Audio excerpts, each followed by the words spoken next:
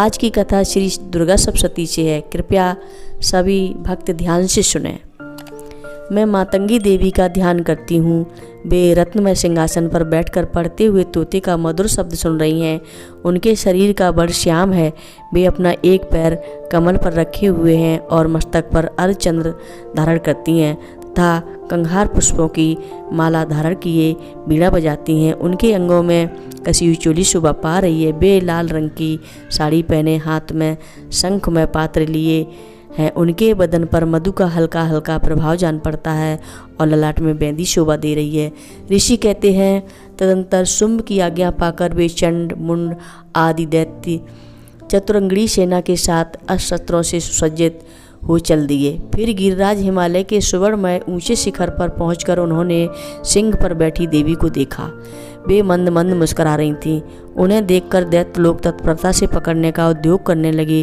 किसी ने धनुष तान लिया, किसी ने तलवार संभाली और कुछ लोग देवी के पास आकर खड़े हो गए। तब अंबिका ने उन शत्रुओं के प्रति बड़ा क्रोध किया।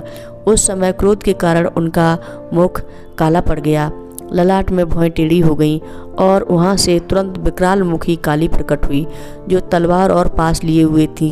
वे विचित्र खड़ग बाण धारण किए और चीते की चर्म की साड़ी पहने नर मुंडों की माला से विभूषित थीं। उनके शरीर का मांस सूखा हुआ था, केवल हड्डियों का ढांचा था जिससे वे अत्यंत भयंकर जान पड़ती थीं। उनका मुख बहुत विशाल था, जीभ लपलपाने के कारण वे और भी डरावनी प्रतीत होती थीं।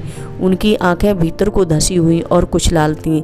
वे अपनी भयंकर गर्जना से संपूर्ण दिशाओं को गुंजा रही थीं।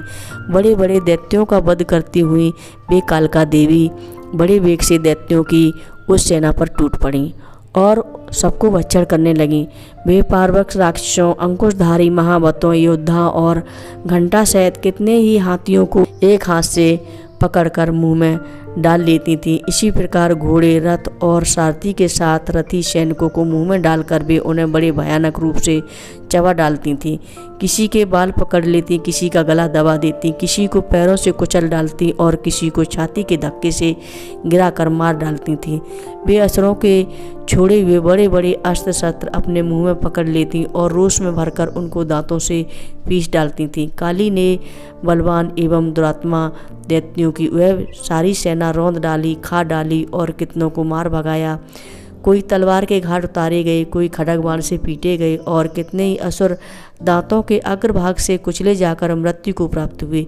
इस प्रकार देवी ने असुरों की उस सारी सेना को क्षण भर में मार गिराया। यह देख चंड उन अत्यंत भयानक काली देवी की ओर दौड़ा तथा महादैत्य मुंड ने भी अत्यंत भयंकर बाणों की वर्षा से तथा हजारों बार चलाए हुए चक्रों से उन भयानक नेत्रों वाली देवी को आच्छादित कर दिया। वे अनेकों चक्र देवी के मुख में समाते हुए ऐसे जान पड़े मानो सूर्य के बहुत तेरे मंडल बादलों के उदर में प्रवेश कर रही हों। तब भयंकर गर्जना करने वाली काली ने अत्यंत रोष भरकर विकट अट्टहास किया। उस समय उनके विकराल बदन के भीतर कठिनता से देखे जा सकने वाले दांतों की प्रभा से वे अत्यंत उज्जवल दिखाई देती थीं। देवी ने बहुत बड़ी तलवार से हाथ में ले हूँ शब्द का उच्चारण करके चंड पर धावा किया और उसके केस पकड़कर उसी तलवार से उसका मस्तक काट डाला। चंड को मारा गया देखकर मुंड भी देवी की ओर दौड़ा। तब देवी ने रोष भरकर उसे भी तलवार से घायल करके धरती पर सुला दिया। महापराक्रमी चंड और मुंड को मारा गया देख मरने से बची हुई बाकी सेना भय से व्याकुल हो चारों ओर भाग गई। तदंतर काली ने चंड और मुंड का मस्तक हाथ में ले चंडिका के पास जाकर प्रचंड अट्टहास करते हुए कहा, देवी, मैंने चंड और मुंड नामक इन दो महाअसुरों को तुम्हें भेंट किया। अब युद्ध यज्ञ में तुम शुंभ और निशुंभ का स्वयं ही वध करना। ऋषि कहते हैं, वहाँ लाए हुए उन चंड मुंड नामक दैत्यों को देखकर कल्याणमयी चंडी ने काली से मधुर वाणी में कहा, देवी, तुम चंड और मुंड को लेकर मेरे पास आई हो, इसलिए संसार में चामुंडा के नाम से तुम्हारी ख्याति होगी।